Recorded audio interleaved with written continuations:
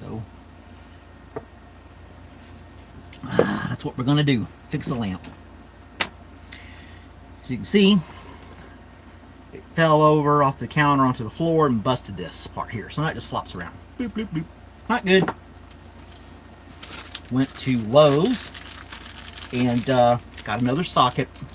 It's like $6. And not exactly the same, but it will serve the same purpose. It has threads here, threads there, because the lampshade requires this thing to hold the shade on, right here. Now some of them have an arm that goes from the base, comes all the way up, and holds the lampshade up top. This one holds it on the socket. So think about that when you go to buy one at your local hardware store. And go buy it at the hardware store. Don't buy it online. Don't go to Amazon. So we're going to take this apart.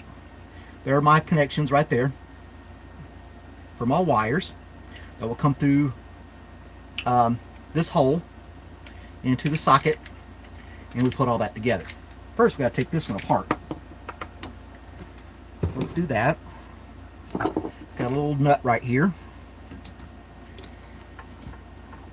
I could get the right wrench and everything, but I'm just going to use pliers. It's not that hard to take off. And some lamps you can get underneath them through the bottom. This particular one you can't, but it has slack where I can push the wire in. So once I get this undone, I should be able to pull as much wire as I need out to make the connection to shove it back in there when I'm done. I may not even need to undo that. Let's just feed the wire. Why am I undoing this? Okay, so we're going to leave that nut and this thing alone. These threads go into the bottom of the socket. Sometimes the threads need a little bit longer, sometimes a little bit shorter, but as long as it threads on there and holds it, that's all you need. This one comes apart the same way. Take that off, and there's my wires right there. Now these wires came original with the lamp, so they're stuck in there. They don't have screws to attach the wires to. So I'm going to snip these wires and redo them. Yep. Should be able to just grab both ends like this, pull it apart, give yourself some slack. Let's see here. You can do this with a pocket knife if you don't have the tools, but it's going to be a little tricky with pocket knife. You're going to want to get some wire strippers. If you plan on doing anything in the future for yourself, a pair of wire strippers is probably the best thing you can get. They come in handy. You got the little grip on the top. You can strip all different kinds of wires and everything. Yeah, they come in real handy. I don't need much. I'm not measuring it. I'm just saying, you know, maybe about 1/4 of an inch. Just enough to wrap around these screws inside this one. Alright, so we got to take that off. That's the broken one. Let's put this one on here and see if it screws on there first before we go through all this effort.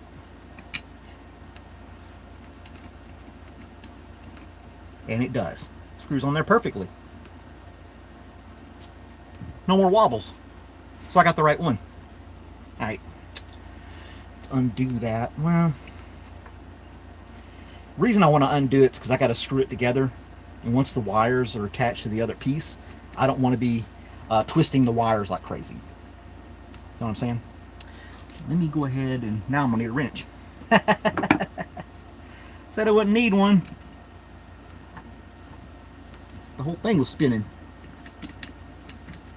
There we go.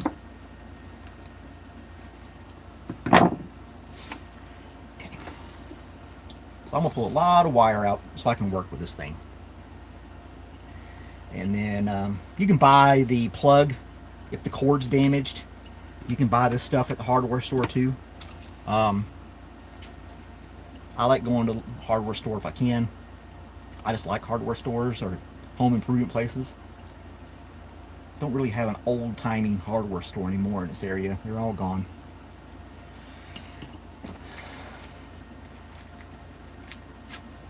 But even if you go to your local Ace Hardware or Lowe's or Home Depot, somebody's got a job there and you're helping them out.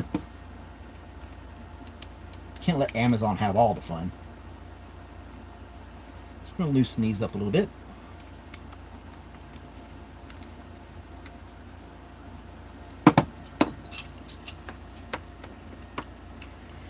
Alright. Now we do have a polarity plug. One side's bigger than the other. So we need to find out which is which. So that I can put the hot on the brass and the neutral on the silver. Now I could take this whole cord out, follow the side that's the hot all the way to the other end, and then mark it with a marker, then feed it all back through again. Or if you have a multi-tool, voltmeter, you can just test for continuity. Put it on the little speaker there, and when these two touch, it beeps. Simple, right? So we'll get on our hot here. Nailed it first time. All right. So I know that's my hot down there on the bottom. Okay. That's all I needed to know. Put this thing away. Get myself a marker. And just mark this one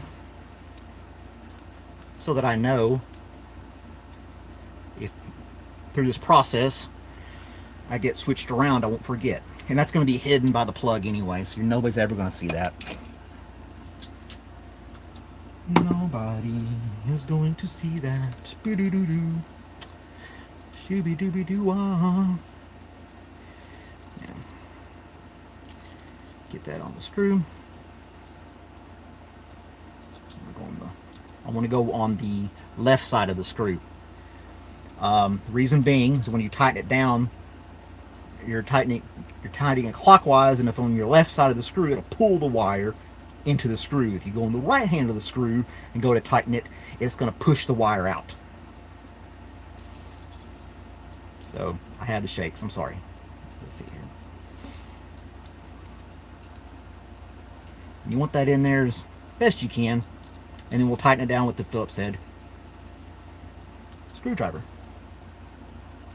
I don't know why I'm shaking so much today. Okay. And there we go. We tighten that down.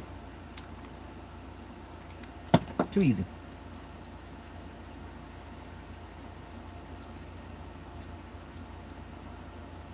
Okay, we got another one. Nobody's watching today. Everybody's enjoying the pool and the grill today. It's Labor Day. Nobody wants to watch me fix a lamp. Ah, scum buckets. Yeah, I forgot to put that on there first. Typical of me. I get ahead of myself.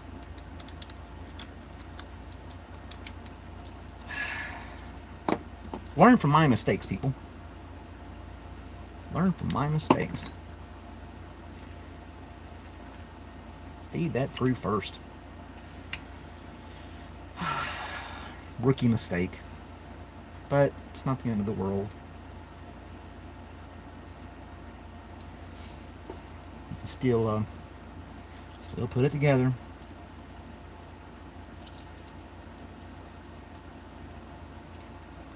That was a quick little fix.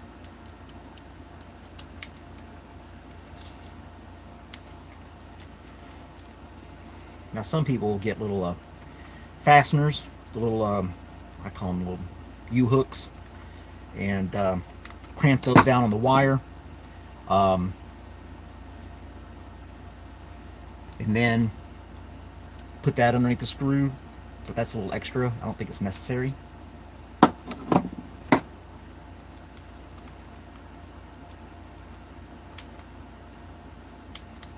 There's that.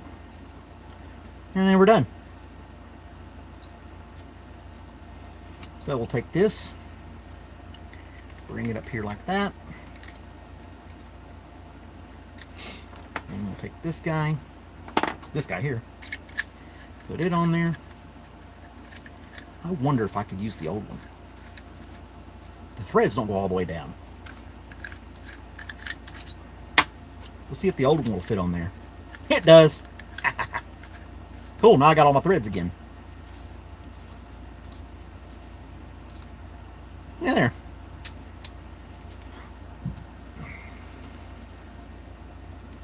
Now this will go down in there. I can pull the wire out. Shove the wire in there. Pull it out the bottom. And thread this thing on there. It's got a little set screw on the side. I'm going to undo that.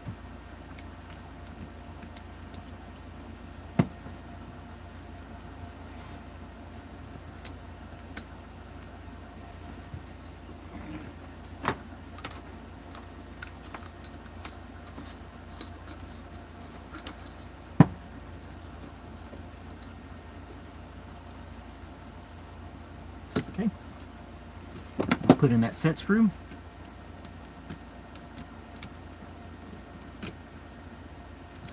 Now the wire's twisted inside, so it's wanting to spin free here, but that's okay. Now, if I had a bulb, I would show you that everything is just working fine. But of course I don't. Well, maybe I do have one.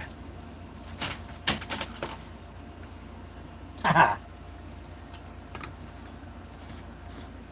Provided this bulb's good.